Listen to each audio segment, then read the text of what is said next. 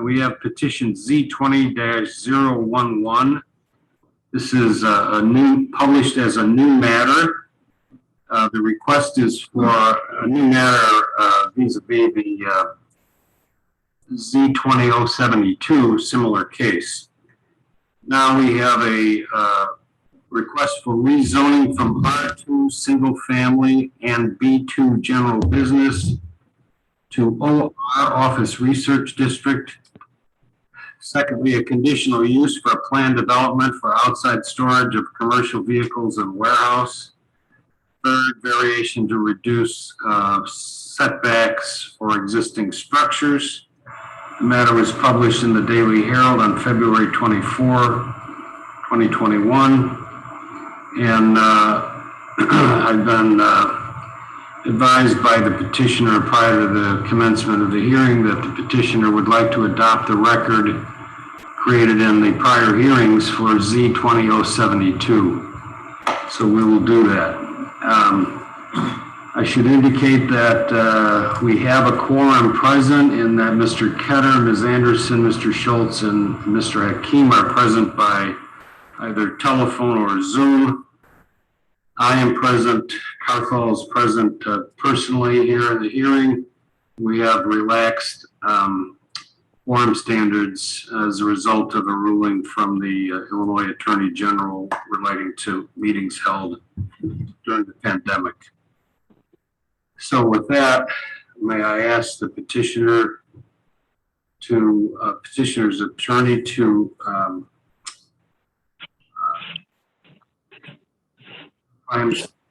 and also identify the exhibits and witnesses. Oh, who's come in? Mr. Moran? Yes, I'm here. Can you hear me? Let the record reflect that Mr. Moran is joined by Zoom. Okay. I got a little rib problem, which causes me a breathing problem. So if I'm halting in my speech, forgive me.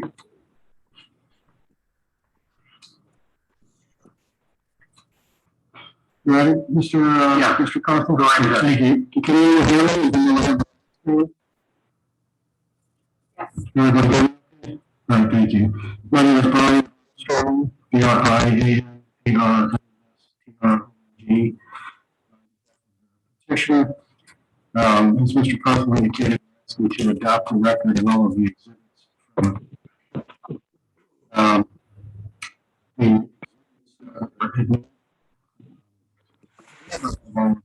exhibit number 1, survey,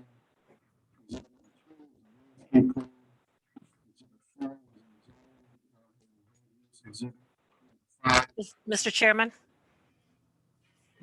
Yeah. point of order. I'm only hearing like every other word from your end. My internet is rock solid. You could probably, maybe you could take your mask off as you're speaking into that mic. Okay. Thank you. Is this any better? Are you hearing now? Keep talking. Okay. It's sketchy. I think there's a problem with the internet there. It's very sketchy. Is anyone else having this problem? Yeah, it does go in and out. Yes, I'm having the same problem, Janice. Does that include Thank mine you. as well as Mr. Armstrong's? It's on your end. There's both of you two. Both of our mics, so it's internet, or is it just one of the mics? Now you're fine. All right, can you hear me okay? Can you hear me better now? You're the problem. Yours is worse than Mr. Chairman's. Sorry. Want to take this mic? Yeah, I'm surrendering the microphone. That's a first.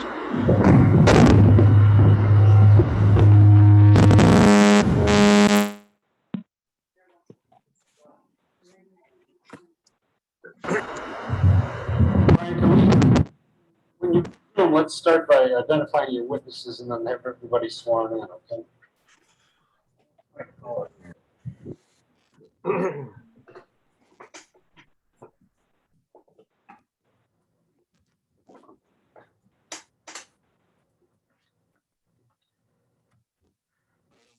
Sounds better? Yeah, okay. Let's start over again. The exhibit list that we had were number 1, survey, number 2, site plan, number 3, landscape plan, number 4, land use and zoning exhibit, number 5, traffic study, number 6, noise study, number 7, the lighting report, and number 8, the lighting plan. Those were the exhibits, as I recall.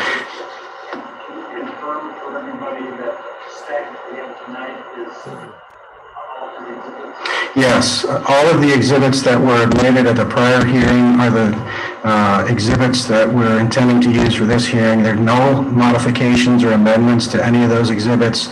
We have no additional exhibits, and we're not removing any of those exhibits. And the same with the witness testimony. Would you raise your right hand, please? Do you solemnly swear or affirm the testimony about to give this cause not only will be the truth, the whole truth, and nothing but the truth, so help you God? I do. All right, so after consulting with staff, we determined that the best way for to proceed would be to request to revise the application to request a conditional use plan development for this project.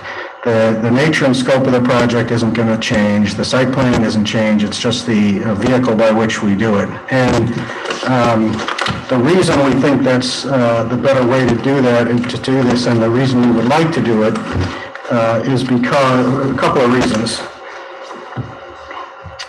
And again, it's the same zoning relief that we're asking for, in the same outdoor commercial vehicle parking and the same variation. So none of that has changed either. But we're asking for the plan development aspect of it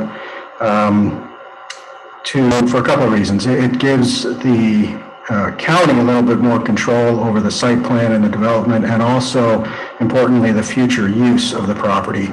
It ensures that the conditional use and the plan development are tied to the use and not the user in the event that there's a transfer of the property or sale of the property.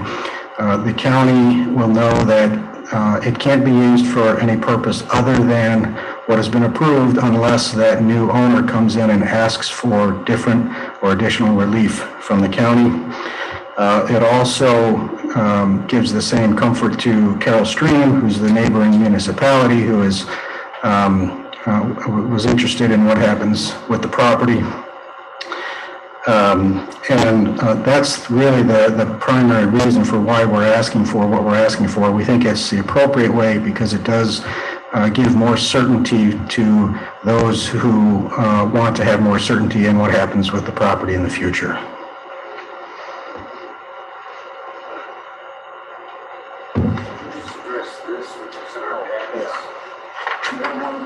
Yeah, you can keep this. Yeah, and thank you, Mr. Carthel. One thing that we submitted after the hearing last time were the rules and regulations that we intend to have apply. These would be, to refresh everybody's recollection, for each customer who parks vehicles there will be a written lease, and there will be an assigned parking space for that tenant, so they'll park in the same place each time. Part of that lease, what will be appended to each lease, are the rules and regulations that were included in your packet. I believe they're included in your packet, and those rules and regulations address some issues, or all of the issues, I believe, that some of the board members raised during the hearing, including restricting where certain vehicles can park. For example, refrigerated trucks are restricted to certain areas. Idling is restricted to certain times of day in certain areas. Restrictions on the north end of the property as far as the hours of operation and how trucks park. The restriction that trucks cannot make a right turn to head northbound on Norton Road. That was at the request of the highway commissioner. And also that truck repairs would not occur on the property. I believe those were the major issues that members raised. And so these rules and regulations will be appended to each lease and will be incorporated into each lease, will be a requirement of the leases.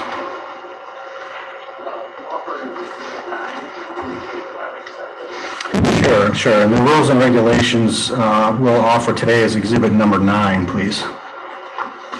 Accepted.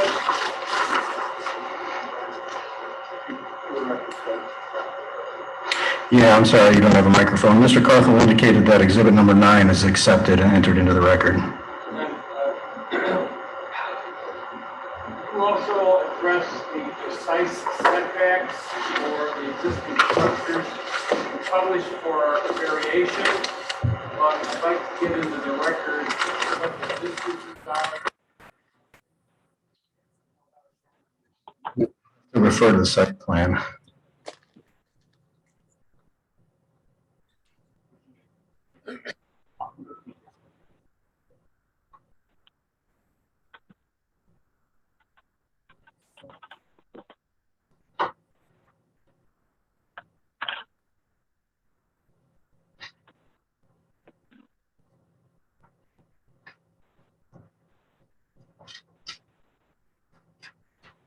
So I've requested clarification on the exact distances that are being requested for setback relief because the publication is just relief from the setback requirement.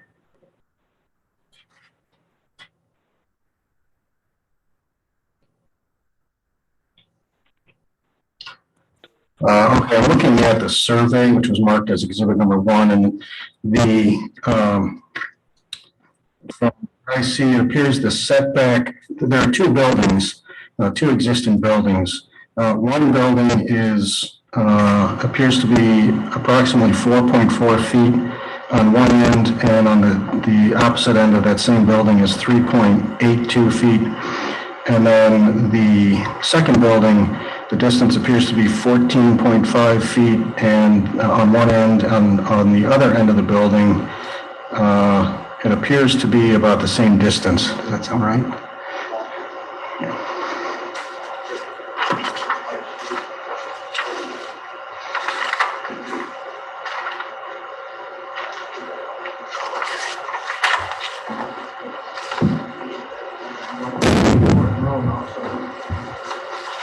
Okay, and when I'm reading from the document here, the required front yard setback is 50 feet, and the existing is approximately 3.9, and that's what we're proposing, 3.9. The interior side yard requirement is 20 feet. Actually, we're proposing 20 feet. We're going to meet that. The corner side yard is 60 feet. Our proposal is 20 feet, and again, that's the location of the existing building. And then the rear side yard, these are the side yards, requirement is 60 feet. And again, we're proposing to meet those. So the front yard setback, the variation is from 50 feet to 3.92 feet for the existing building. That's the shortest distance for the existing building. All the rest of the perimeter, we meet all of the setbacks. The only variation we're asking for is for the existing building that fronts on North Avenue, which, we went into it at the hearing, but North Avenue's been widened several times over the years.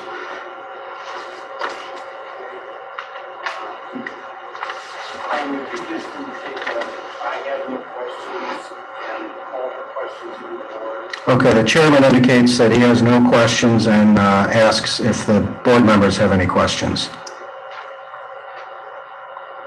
I have a question. I thought we discussed the buildings in the original hearing, and I had made the point that I didn't think it should be a variance that would run with the land. If you tied in the buildings to the conditional use and its condition on that use, it wouldn't be a problem. But when we're granting a variance to move you closer to North Avenue, when the trend is to move the buildings away from North Avenue. Now it's back to a variance again? Is that what I'm understanding?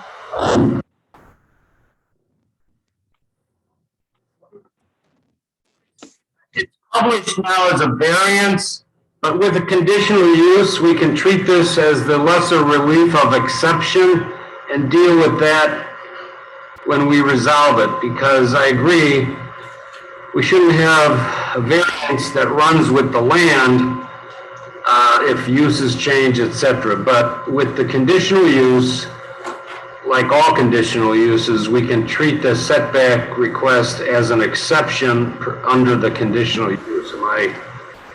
Not if we grant the variance, though. Isn't that what we've run into in the past? No, not if we treat this as an exception rather than variation. Then why wasn't it published as an exception? I don't know. All right, is the request then for an exception? Because he said for a variance. It's a nuance issue. Variance, exception is the same as variance under the conditional use structure. Paul, you want to?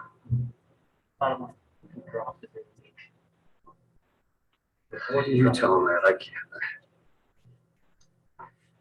So the petitioners asked for all the zoning relief that they felt they needed just to be on the safe side. But if the zoning board of appeals has an appetite to approve this, they can approve it as the exceptions as part of the conditional use and drop the variation. But the petitioner wanted to make sure that they had covered all of their bases, but the variation the ZBA can drop off from their recommendation to approve. With that statement, then it's very clear. All right, thank you. That's what I said. It just takes Paul to straighten everybody out. There you go. Okay, any other questions? Oh, you're gonna have. No other questions?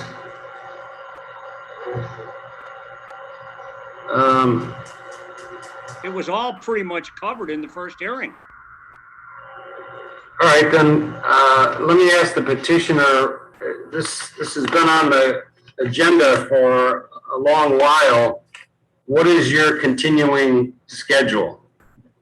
And I'm now referring to timing of the recommendation meeting. Well, we would, whatever your schedule allows for, but as far as we're concerned, the sooner the better. What's the date, April 4? April 1.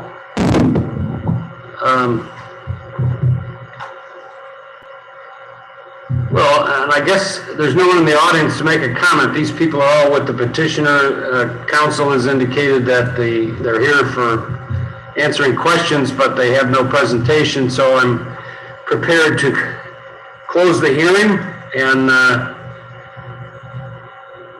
set the matter for our April 1 recommendation meeting if there are no other questions or comments from the board. And I'll let the record reflect that there's no one in the audience to make a question or comment. So, Mr. Armstrong, do you want any concluding remarks, which will require... Mr. Chairman. Bob, John wants to talk. I know. Go ahead, John. Mr. Chairman, I have not been able to hear most of what happened today. I don't know if you can hear me, and there was a lot of static. So I just have a request of staff, since we are going to take this up in the recommendation meeting on the 1st, could we please have the transcript for tonight's hearing as soon as possible? Yeah, and probably it would help facilitate things if we had the transcript of all of the hearings. Right. I agree. But today I could almost, there were long gaps where I couldn't hear anything. There was just dead silence. And there were other times when there was a lot of static. Well, I don't know how to account for that because we're using the same systems that we've had in the past, but we'll resolve that by providing I'm not seeking to blame anyone. I'm just saying I don't know if it's the weather or the wind or whatever, but today I could not hear. Okay, well, we'll get the transcripts. I think what it was, when you guys were discussing it away from the mic, he couldn't see from phone that there was nothing going on. Yeah, I get it. Recordings will also be available to the board. that, I'll close the hearing. Yeah, we have nothing to add. Thank you.